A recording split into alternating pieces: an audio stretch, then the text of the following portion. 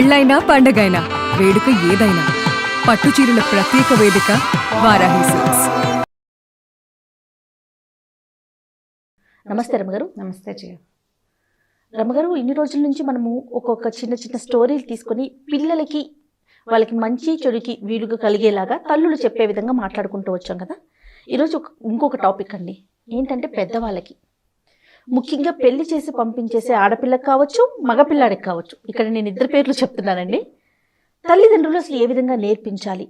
ఒక కొత్త అమ్మాయి మన ఇంట్లోకి వస్తున్నా, లేకుంటే మన ఇంటి నుంచి వేరే ఇంటికి వెళ్తున్నా కూడా, ఎందుకంటే ఎక్కువగా ఇష్యూస్ అంటే పుట్టింట్లో ఉన్నంత వరకు బాగానే ఉంటుంది, మెట్టినింటికి వెళ్ళిన తర్వాత రకరకాల కారణాలు కావచ్చు, అది విడిపోయే వరకు అంటే చాలా తక్కువ సమయంలోనే వితిన్ 6 months లోపలే వాళ్ళతో మేము వేగలేకపోతున్నాం, లేకుంటే స్వభావాలు కలవట్లేదని రకరకాలుగా పెట్టుకొని విడిపోయే జంటలు కోకొల్లలుగా చూస్తున్నాం మనం.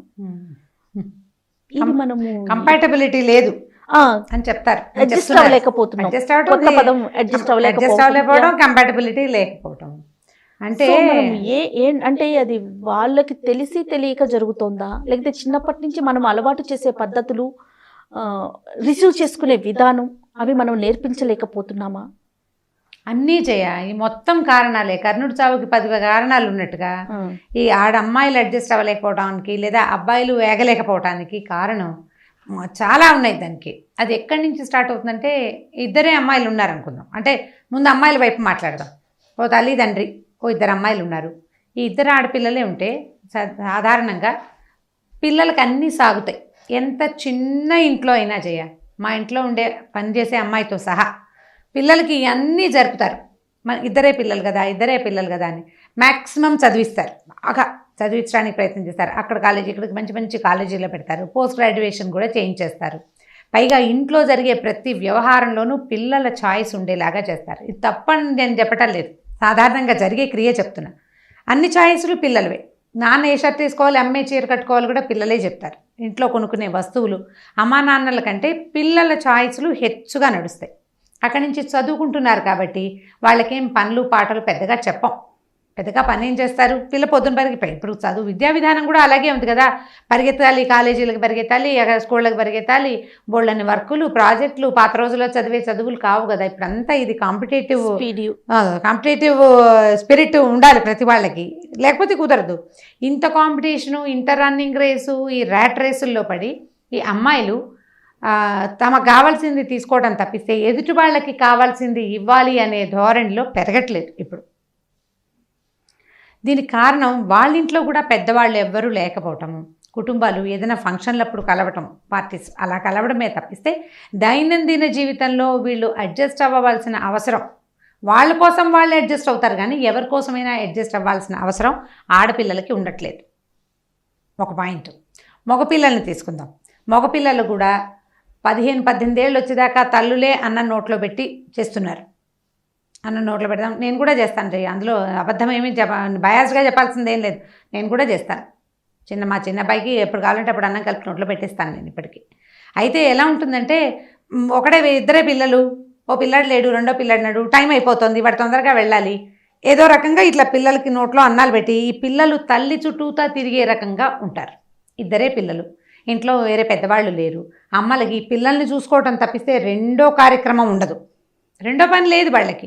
ఒకవేళ ఉద్యోగాలు చేసే తల్లులైతే వాళ్ళ ఉద్యోగాల్లో తంటాలు పడతారు. తర్వాత ఏమనుకుంటారు, రోజంతా బయటే ఉన్నాను, ఈ పిల్లాడికి ఏం చేయటం లేదు కాబట్టి వాడికి బాగా సాగించాలి, వాడి దగ్గరే ఉండాలి, వాడు ఏదనుకుంటే అది చేయాలని తల్లులు అనుకుంటారు. అనుకుని అమ్మాయిల్ని క్వీన్స్ లాగాను, అబ్బాయిల్ని కింగుల్లాగాను పెంచుతారు. పోనీ ప్రిన్స్ అండ్ ప్రిన్సెస్ లాగా అవుతారనుకోండి. వాడికి అడ్జస్ట్మెంటు, సర్దుకోవటము ఏమీ అలవాటు ఉండదు, అమ్మాయిలకి ఉండదు. ఇప్పుడు ఈ అమ్మాయిని ఈ అబ్బాయిని ఒక చోట చేర్చామనుకోండి, అది అడ్జస్ట్ అవ్వదు, వాడు అడ్జస్ట్ అవ్వడు. వీళ్ళు తల్లులు అడ్జస్ట్ అవుతారంటే తల్లులు కూడా అవ్వరు. తల్లికి ఏమనిపిస్తుంది, బంగారులా పెంచాను, ముద్దుగా పెంచాను, అన్నీ నాకే చెప్పాలి, ప్రతి మాట నాతో డిస్కస్ చేయకుండా వాడు ఎప్పుడు నిర్ణయించుకోలేదు అని కుర్రాడి తల్లి ఎంటర్ అవుతుంది. అమ్మాయి తల్లి, మా పిల్లని ఎంతో ముద్దుగా చూసాము, దానికి చాలా విలువ ఇచ్చాము, మీ ఇంట్లో విలువ దొరకటం లేదని అమ్మాయిల తల్లులు ఎంటర్ అవుతారు. ఈ టగ్ ఆఫ్ వార్లో అసలు అడ్జస్ట్ అవ్వవలసిన పిల్లలిద్దరూ తల్లుల ప్రభావానికి హెచ్చుగా లోనవుతారు జయ. ఇది నిజంగా నమ్మాల్సిన సంగతి. పిల్లల స్వవిషయాల్లో కల్పించుకోకుండా ఉండటం అనేది అసాధారణమైన జ్ఞానం అన్నమాట. అది అసలు లేదు ఇప్పుడు, అది ఉండటల్లా. ఇప్పుడు పిల్లలు ఇద్దరు ఎక్కడో ఉన్నారనుకోండి, వాళ్ళ తంటాలు వాళ్ళు పడతారు, ఏదో రకంగా చేసుకుంటారు, ఎలాగోలాగా ఉంటారు. కానీ అమ్మాయి నుంచుంది, కూర్చుంది, పడుకుంది, తొందరగా లేవలేదు, నాకు ఆమ్లెట్ ఇష్టం కానీ అది ఆమ్లెటే లేదు, బాయిల్డ్ ఎగ్ పెట్టింది అని అబ్బాయి ఎంతసేపు తల్లికి చెప్తున్నాడు అనుకోండి ఫోన్ చేసి, మా వాడికి ఇలా ఇష్టం, నువ్వు అలా ఎందుకు చేయమంటే నాకు ఆమ్లెట్ అసహ్యం అంటుంది అమ్మాయి. ఆమ్లెట్ వేస్తే వాసన వస్తుంది, నాకు నచ్చదు. ఇది నేను ప్రత్యక్షంగా విన్నా, అందుకని ఆ మాటే చెప్తున్నా, లేకపోతే నేను ఎగ్గులు ఆమ్లెట్లు చెప్పలేకపోతాను కదా. అబ్బాయి బాయిల్డ్ ఎగ్ పెట్టింది, boiled eggs healthy, omelette healthy కాదు, 2 eggs తిని ఒక గ్లాస్ పాలు తాగితే బ్రేక్ఫాస్ట్ సరిపోతుందని అమ్మాయి. 3 eggs ఆమ్లెట్స్ వేసుకుని తినేవాడు మావాడు, ఈ పిల్ల వచ్చి ఇలా చేసేసింది, మా వాడికి తిండి కుదరట్లేదు, చిక్కిపోయాడు అంటుంది వాళ్ళమ్మ. ఇప్పుడు తల్లులు ఎంటర్ అవ్వకుండా ఉంటే కొంచెం సర్దుకుంటారు. మనం ఎక్కడి నుంచి స్టార్ట్ చేయాలి దీన్ని ఇప్పుడు చెప్పండి. నేను చెప్పిన ఈ మొత్తం నేపథ్యంలో ఎక్కడ అడ్జస్ట్మెంట్ స్టార్ట్ అవ్వాలి? చిన్నప్పటి నుంచే నేర్పించాలి ఖచ్చితంగా. నేను ప్రతిసారి చెప్తున్నాను పిల్లలకి, చిన్నప్పుడు మొదటి నుంచి మొదట్లో లేకపోతే చదువు సంస్కారమే కాకుండా ఇలాంటివి కూడా నేర్పించాలి. అడ్జస్ట్మెంట్ అనేది మాత్రం ఖచ్చితంగా నేర్పించాలి. ఇదివరకు మనం ఒక ఇది చెప్పేటప్పుడు నేను చెప్పాను, ఇదివరకు మా పాతకాలంలో రేపొద్దున పెళ్ళయ్యాక వాళ్ళు తిడతారు, వీళ్ళు తిడతారు, మీ అత్తవారి నుంచి మాట వస్తుంది అనేవాళ్ళు. అత్తవారి నుంచి మాట వస్తుంది కాదు, అడ్జస్ట్ అవ్వకపోతే నువ్వు ఇబ్బంది పెడతావు, అది పని రాకపోతే నువ్వు ఇబ్బంది పెడతావు. ఇప్పుడు ఓ పెళ్లి చేస్తాం జయ, అడ్జస్ట్ అవ్వలేదు, మానేసాం. ఇంకో పెళ్లి చేస్తాం, అడ్జస్ట్ అవ్వలేదు, అది కూడా మానేస్తామా? ఎన్ని పెళ్ళిళ్ళు మానేస్తాం మనం? ఇంకా మనది ఆ కల్చర్ కాదు కదా, మనది ఆ కల్చర్ కాదు కదా. ఎక్కడో అసలు మ్యారేజ్ అంటేనే అడ్జస్ట్మెంటు. ఇప్పుడు ఒక పిల్లని యూనివర్సిటీకి పంపించాం, అంతవరకు మన పక్కనే ఉన్న వెనక సందులో ఉన్న కాలేజీలో చదువుకుందాం అనుకుందాం. అమ్మాయిలకు కూడా చెప్తున్నాను ఇది, నువ్వు అనుకోండి, పోనీ జయ అనుకోండి, ఒక పక్కన ఉన్న కాలేజీ సడన్గా ఎక్కడో వచ్చింది, ఏ మణిపాల్లోనో ఓ యూనివర్సిటీలో ఒక సీట్ వచ్చింది. అక్కడికి వెళ్తే నీకు భాష రాదు, నీ డ్రెస్సింగు వాళ్ళ డ్రెస్సింగు ఒకటి కాదు, నువ్వు ఏ హెయిర్ స్టైల్ చేసుకున్నా నువ్వు బయటలోనే కనపడతావు, అదో బాధ. వాళ్ళ తిండి మన తిండి కాదు, వాళ్ళు అదేదో తింటారు, అక్కడ ఏమిటో దొరుకుతాయి, అవేవి మనం తినలేము. ఇప్పుడు వీటన్నిటికీ అడ్జస్ట్ అయ్యి నువ్వేం చేస్తావు? ఇంత ఫీజు కట్టాము, ఇంత దూరం వచ్చాము, నమ్మా నాన్నని పోట్లాడి ఏడ్చి సాధించి ఒప్పించుకున్నాను, ఒళ్ళు దగ్గర పెట్టుకుని ఉండి సర్దుకుని ఈ కోర్సు ఫినిష్ చేసి ఆ సర్టిఫికేట్ పట్టుకెళ్ళాలని అనుకుంటున్నారా? అనుకోవట్లేదా అమ్మాయిలు? ఖచ్చితంగా అనుకుంటున్నారు. దీని తర్వాత మనకి రాబోయే ఉద్యోగం పట్ల, మనకి భవిష్యత్తు పట్ల ఆశే కదా. మనం ఎందుకు చదువుతాము? స్థిరపడాలని.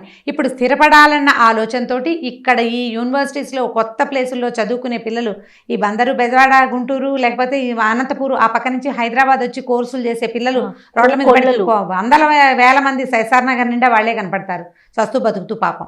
ఏదో పిచ్చి ఎచ్చి తిండి తింటారు, ఇంట్లో అమ్మ చక్కగా నెయ్యి వేసి దోశలు వేసి పెడుతుంది, ఇక్కడ ఏవో రోడ్డు మీద దోశలు ఏవో ఒకటి తిని ఎలాగోలాగా ఏ కోర్స్ కోసం వచ్చామో దానికి అడ్జస్ట్ అయ్యి ఎట్లా కొట్లా చదువుకుని ఆ కాగితం చేత్తో పుచ్చుకుంటారు. జీవితానికి ఎంత విలువ ఇవ్వాలి మరి మనం? ఇదే అడ్జస్ట్మెంట్ నువ్వు లైఫ్లో కూడా చేయాలి. మీ ఫుడ్డు వాళ్ళ ఫుడ్డు ఒకటి కాదు, నీ చీరకట్టు వాళ్ళ చీరకట్టు ఒకటి కాదు, వాళ్ళ ఇంట్లో వేరే మాటలు ఉన్నాయి, మన భాష వేరు, వీళ్ళ భాష వేరు. నీకు ఇచ్చే స్వతంత్రం, అక్కడ నువ్వు తీసుకోగలిగే స్వతంత్రం వేరు పుట్టింట్లో. అత్తారింటికి వచ్చాక నువ్వు స్వతంత్రం తీసుకోలేకపోతావు. తీసుకెళ్ళి ఇంకొక పద్ధతిలో పెడితే మొక్క అయితే దానికి నోరు లేదు, భావజాలాలు లేవు కదా. కాబట్టి అది దాంట్లో అది ఎలాగోలాగా నానా కష్టాలు పడి నిలబడుతుంది. మనిషి నువ్వు, మామూలు అమ్మాయిలు మనుషులు జవసత్వాలతో ఉంటారు. 24-25 ఏళ్ళు వచ్చాకే పెళ్ళిళ్ళు చేసుకుంటున్నారు. 24-25 ఏళ్లలో అడ్జస్ట్ అవ్వాలా మీరు? ఎక్కడ? చాలా చోట్ల అడ్జస్ట్ అవుతారు. స్కూళ్ళల్లో మొదటి, ఇప్పుడు మన ప్రపంచం అయితే నర్సరీలోనే ఉంది, చిన్న క్లాసుల నుంచే అడ్జస్ట్ అవ్వాలి. స్కూళ్ళల్లో అడ్జస్ట్ అవుతారు, కాలేజెస్లో అడ్జస్ట్ అవుతారు, కొత్తగా ఆఫీస్లో చేరితే అందులో అడ్జస్ట్ అవుతారు.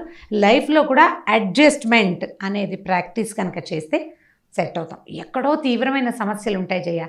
ప్రతివాడు తీవ్రమైన సమస్యగా ఎందుకుంటాడు? ప్రతి మగవాడు అంతే ఉంటాడు కదా. కొంత ఉంటుంది వాడి ప్రాబ్లం, నీకు లేదా? నీకు కూడా ఉంటాయి కొన్ని ప్రాబ్లమ్స్, కొన్ని సమస్యలు మన దగ్గర ఉన్నాయి, కొన్ని వీక్నెస్లు మనకున్నాయి, వీళ్ళకి కూడా కొన్ని వీక్నెస్లు ఉండొచ్చు అని అనుకుని ఈ వీక్నెస్ ఆ వీక్నెస్ రెండు ఆటే క్లాష్ కాకుండా నువ్వు అడ్జస్ట్ అయితే గనక సర్దుకుపోతారు. మగపిల్లల దగ్గర కూడా ఇదే చేయాలి జయ. మగపిల్లలు, అబ్బాయిలు కూడా చెప్పవలసిందే కదా. మన ఇంటికి ఒక కొత్త అమ్మాయి వస్తే దాన్ని మన అమ్మలాగానో మన చెల్లిలాగానో భావిస్తే మనకి ఏ ఇబ్బంది ఉండదు. ఇప్పుడు మీ అమ్మ కూడా, ఒక కుర్రాడి తల్లి కూడా ఎక్కడి నుంచో పీక్కు రాబడిన టమాటా మొక్కే ఈ ఇంట్లోకి, అంతే కదా.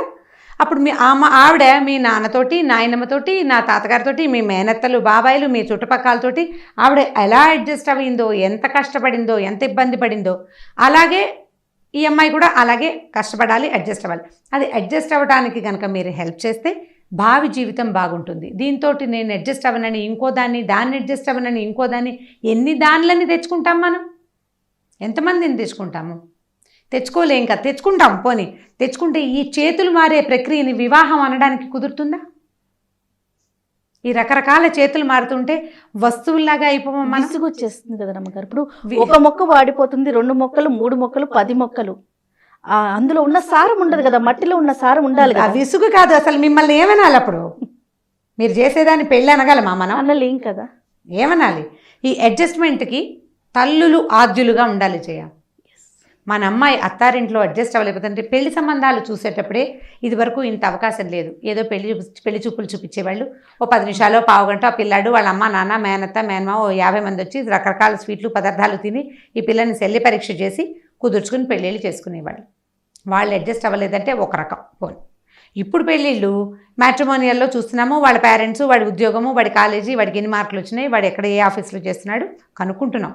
అమ్మాయి అబ్బాయి మాట్లాడుకుంటున్నారు. అవును, ఆ ఫ్రీడమ్ ఇస్తున్నాం కదా. ఆ ఫ్రీడమ్ ఇస్తున్నాం.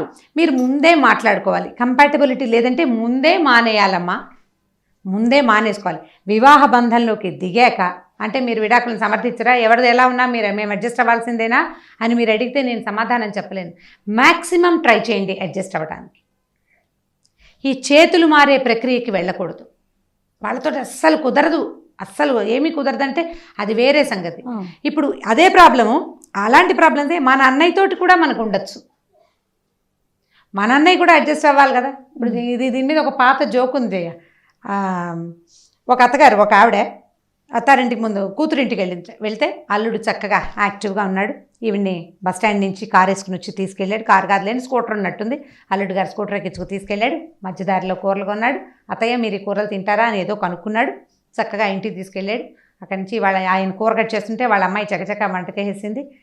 దాంతో ఆవిడకి భలే నచ్చింది. మా అల్లుడు ఎంత సాయిదా పాయిదాగా ఉంటాడు, నా కూతురు ఎంతో సంతోషంగా ఉంది, ఎంత బాగుందో. మీ భాషలో బంగారు కొండ దొరికాడు. బంగారు కొండ దొరికాడు, ఎంత చక్కటి వాడు అల్లుడు. అల్లుడు బంగారు కొండని మురిసిపోయింది.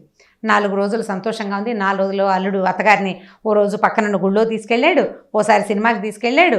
అత్తగారు వెళ్ళిపోతుంటే ఒక కాటన్ చీర కొని పెట్టి చక్కగా మళ్ళీ రండి అత్తయ్య గారు 4 రోజులు ఉండండి, మామయ్య గారితో కలిసి రండి అని ముద్దుగా చక్కగా చెప్పాడు. బాగుంది. తర్వాత 15 రోజులకి కొడుకు ఇంటికి వెళ్ళింది. కొడుక్కి కూడా ఈ కూతురులాగానే కొత్తగా పెళ్ళింది. సరే కొడుకు బండి వేసుకుని తీసుకొచ్చాడు ఇంటికి. సరే ఏవో సామాన్లు కొన్నాడు. మధ్యలో ఇంట్లోకి వెళ్ళారు. పని మనిషి రాలేదు అని చెప్పింది కోడలు. అయితే నువ్వు గిన్నెలు తోమేసే నేను కడిగేస్తానన్నాడు అబ్బాయి. ఆవిడ మొహం మటమట్లాడిస్తూ ఉంది. ఆవిడకి ఏం నచ్చలేదు. ఏమిటి వీడు, అమ్మాయి చేసుకుంటుంది కదా, వీడెందుకు నా దగ్గర కూర్చొని కబుర్లు చెప్పాలి కదా అని అనుకుంది. వాడు గిన్నెలు కడిగేశాడు. ఆ అమ్మాయి గిన్నెలు తోంపెట్టింది. ఆ కూరడేమో గిన్నెలు కడిగేశాడు.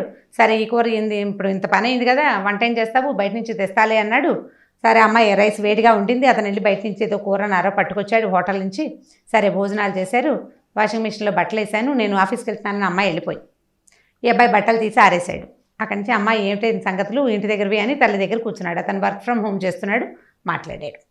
మాట్లాడేసరికల్లా అత్తగారు తల్లి చెప్పింది, ఏమిట్రా ఇట్లా ఇన్ని పనులు చేస్తే అలుసైపోవు పెళ్ళానికి, మీ నాన్నని చూడలా నువ్వు, నాన్న ఇట్లా చేశారా, ఏం చూసి చేస్తున్నావు నువ్వు, ఇదేం పనులు, ఇన్ని పనులు చేయించా, పెళ్ళానికి అలుసైపోతావు నువ్వు, ఈ పద్ధతి నాకు నచ్చలేదు అని చెప్పింది. చెప్పేసరికల్లా కొడుక్కి నవ్వు వచ్చింది. అంతకుముందు 2 రోజుల ముందు అంటే చెల్లెలి ఇంటి నుంచి రాగానే వాళ్ళమ్మ గంట సేపు ఫోన్లో అల్లుడు ఎంత ముద్దుగా చూసుకుంటున్నాడో, ఎంత సాయిదా పాయిదాగా ఉంటున్నాడో చెప్పిన అమ్మ అదే సాయిదా పాయిదా తన కొడుకు దగ్గర సహించదు. కోడలు అదుపులో ఉండాలి, కూతురు సంతోషంగా ఉండాలి. ఇదేం న్యాయం? ఎంతమంది ఉంటారో జయ ఇట్లా. మనకైతే ఒకటి, ఎదురుకైతే ఇంకొకట. మా అమ్మాయి చిన్నప్పటి నుంచి చాలా బుద్ధిమంతురాలు, చాలా బుద్ధి. నువ్వు పెంచావు కాబట్టి మీ అమ్మాయి బుద్ధి నీకు తెలుసు. ఆవిడెవరో పెంచింది కాబట్టి దాని బుద్ధి నీకు తెలియకపోతే ఎట్లా తెలుసుకో. నీ కూతురు లాంటిదే అవతల కూతురు కూడా. పైగా ఏమిటి మనకు చిన్నప్పుడు చెప్తుండేవాడు, అత్త ఒక ఇంటి కోడలే. అయితే ఇవాళ కోడలు రేపు అత్తగారు కాదు. ఖచ్చితంగా ఇప్పుడు కోడలు అడ్జస్ట్ అవ్వాలి, అత్తగారులు కూడా అడ్జస్ట్ అవ్వాలి. తల్లులు పిల్లల్ని వాళ్ళ జీవితాలని వాళ్ళని జీవించనిచ్చేస్తే బాగుంటుంది.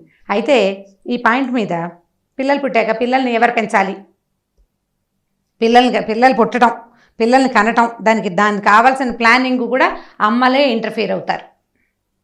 పిల్లల్ని డే కేర్కి పెట్టాలా వద్దా, కోడళ్ళు ఉద్యోగం మానేయాలా వద్దా, అన్నిట్లలో మనం ఇంటర్ఫియర్ అవుతాం. అంటే ఇప్పుడు పాత రోజులు కాదు, ఇదివరకట్లాగా ఆడపిల్లలు ఇళ్లలో ఉండే రోజులు కావు ఇవి. ఎవరు ఉద్యోగం వాళ్ళు చేసుకుంటున్నారు. ఇంట్లో ఉంటే వర్క్ ఫ్రమ్ హోమ్ చేసుకోవడానికి 40-50 వేలు తెచ్చుకుంటున్నారు జయ. అవును అవును. ఓ పిల్లని ఎప్పుడు ఇంటి దగ్గరే కనపడుతుండేది. ఆ పిల్లకి ఉద్యోగం లేదనుకున్నాను నేను. తీరా ఏం కాదు, ఒకరోజు బజార్లో ఎప్పుడో కనపడింది, అదేదో బ్రహ్మాండంగా 10,000 రూపాయలు పట్టు చీర కొనుక్కుంటాను. అదే పిల్లాడు బాగా మంచి సంపాదన ఉన్నట్టు బాగా నేను అలా ఊహించాను. మరి నా ఏజ్ని బట్టి అలాంటి ఊహ వస్తుంది కదా. వస్తే అది ఆ అమ్మాయి ఏం చెప్పిందంటే, ఈ మంత్ బోనస్ వచ్చిందంటే నాకు ఇన్సెంటివ్స్ ఏవో ఇస్తుంది కంపెనీ. వస్తే నేను ఉద్యోగం చేస్తున్నా, ఎప్పుడు చూసినా వాకిట్లో ముగ్గేసుకుంటూ కూరగాయలు కొనుక్కుంటూ అలాగే కనపడింది నాకు. అంటే అమ్మాయి నేను వర్క్ చేస్తానంటే వర్క్ ఫ్రమ్ హోమ్ చేస్తాను, నేను ఆఫీస్కి వెళ్ళాను, ఆఫీస్లో ఏసీ ఎక్కువ ఉంటుంది, నాకు సూట్ కాదు, నాకు అలర్జీ ఉంది, అందుకని నేను ఇంట్లో నుంచి పనిచేస్తాను. కులాసాగా ఉన్నట్టే కనపడుతుంది. కులాసాగా తిరుగుతున్న పిల్ల 40-50 వేల రూపాయలు తెచ్చుకొని గొప్ప సరదా వచ్చింది జయ నాకు దాన్ని చూస్తే. నాకు ఎంత ముచ్చటేసిందో. ఆడపిల్లలు ఎట్లా ఉన్నారు ఇవాళ రేపు, ఎప్పుడు చూసినా అమ్మాయి రికామీగా ఉన్నట్టు చక్కగా ప్యాంటు చొక్కా వేసుకుని తిరుగుతున్నట్టే ఉంది. శుభ్రంగా వర్క్ చేసుకుంటాను చక్కగా. ఎన్ని పనులు చేస్తున్నారు అసలు మనం చేయలేకపోయాం. మనం అంటే నేను నిన్ను కలపకూడదు అనుకో నాతోటి. పాతకాలం వాళ్ళు ఇవేమీ చేయలేకపోయాం. వీళ్ళు ఇప్పుడున్న ఆడపిల్లలు అన్ని రకాల పనులు చేయగలుగుతున్నారు. ఎంతో కొంత వంటలు చేసుకుంటున్నారు, యూట్యూబ్లో చూసో ఏదో చూసి ఎట్లా కొట్లా అక్కడి నుంచి ఉద్యోగాలు చేసుకుంటున్నారు. వాళ్ళు కూడా కష్టపడుతున్నారు. మగపిల్లలు భర్తలు కనుక వాళ్ళని కొంత సపోర్ట్ చేసి, అత్తగారులు కూడా కొంచెం సాచివేతగా పోతూ ఉంటే ఆటే ఇబ్బందికరంగా ఉండదు. దీనికి అమ్మాయిలు అడ్జస్ట్ అవ్వటం అనేది ఒక ప్రధాన అంశం. మనం కూడా ఆడపిల్లలు కూడా కొద్దిగా తగ్గితే అవతల వాళ్ళని సంపాదిస్తున్నాం కదా అన్న ఫీల్ లేకుండా, అంటే సంపాదిస్తావు, నీకు అవకాశం ఉంది, నువ్వు చదువుకున్నావు, మా అమ్మ నాన్న చక్కగా చదివించారు, చదువుకున్నావు, నువ్వు ఉద్యోగం చేసుకుంటావు, నీ సంపాదన నీకే కానీ మా ఎవరికి కాదు కదా. మా చిన్నప్పుడు ఒక సామెత చెప్తుండేవారు, పాత సామెత సరదాగా ఉంటుంది. గుర్రాన్ని, ఒక మంచి గుర్రం ఉంది, దానికి కూర్చు తోక ఉంది, అది ఎప్పుడు తోకాడిస్తుంది, దాని మీద ఈగల్ని తోలుకుంటుంది, కానీ నీకు నాకు గాలి వస్తుందా దాంతో? రాదు కదా.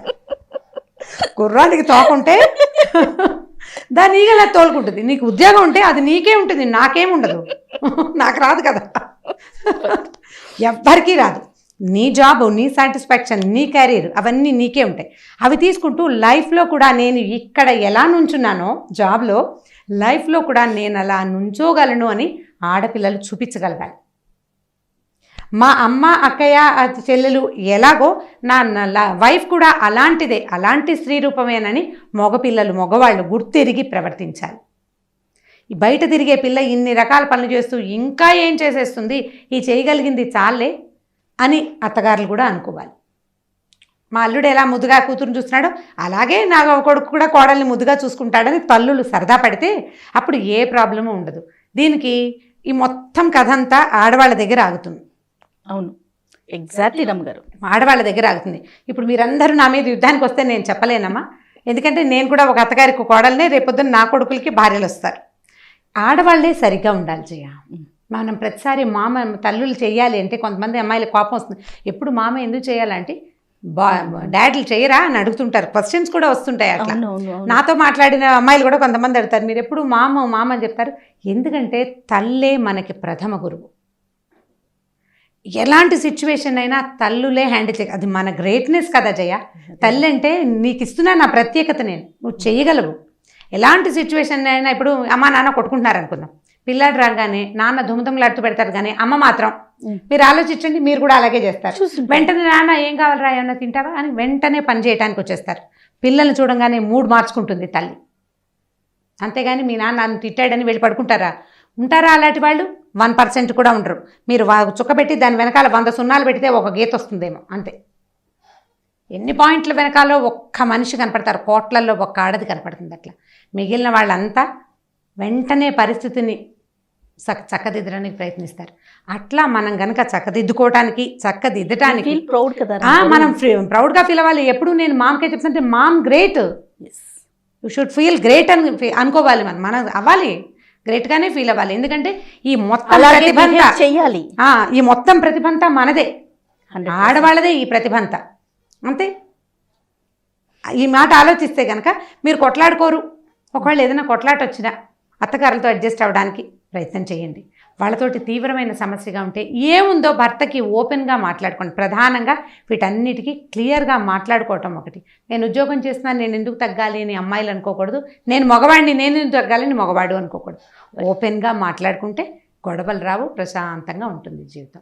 ఎంతో కొంత చిన్న పన్ను వస్తాయి, ఆ మాత్రం లేకపోతే ఎట్లాగా. స్వీట్ నథింగ్స్ అలాంటివి ఉండాలి. చిన్న చిన్నవి టీ కప్పులో తుఫాన్లు అవి జీవితంలో అవసరం. ఇవి తీవ్రంగా వెళ్ళిపోకుండా ఉండాలి. ఎక్కడికక్కడ కట్ చేసుకుని వదిలేసి ముందుకు వెళ్తూ ఉండాలి. Right. Thank you so much రమగారు. ఓకే జయ.